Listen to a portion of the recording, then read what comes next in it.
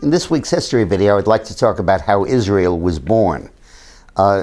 Israel was originally Palestine and was ruled in concert with Jordan by the British as a colony.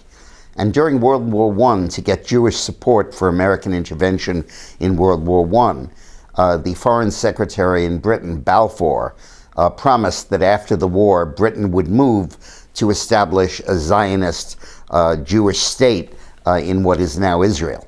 The promise went largely unfulfilled. The Holocaust happened, and that renewed the demands for a Jewish state, so the Jews wouldn't be forced to go from country to country to country, persecuted everywhere they went, but would have some place that they could call their own, where they would be protected and could defend themselves. And increasingly after the war, the Zionist organizations had massive exodus, actually, is the name of it, of the movie and of the boat that brought them, from Europe to Israel. The British fought it, occasionally capturing them and sending them back, sometimes actually firing on them, but huge numbers of Jews made it to Israel.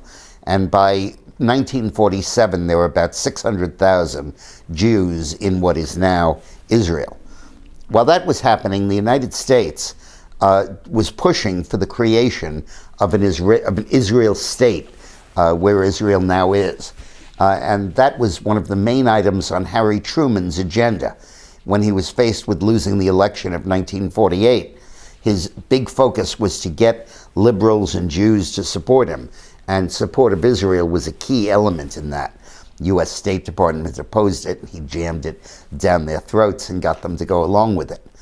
Oddly enough, the Soviet Union was also in favor of the creation of Israel.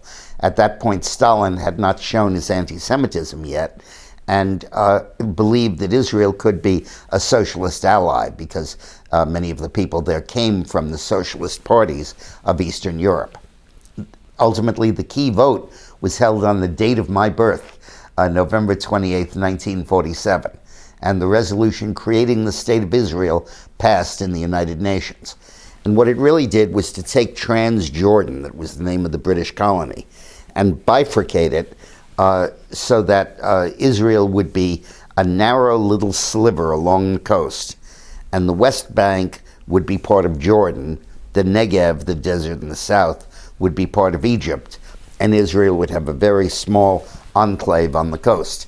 Now, very few people gave that enclave much of a chance of resisting the Arabs who would invade Israel, and also of disruption from the Palestinians who actually lived in that enclave.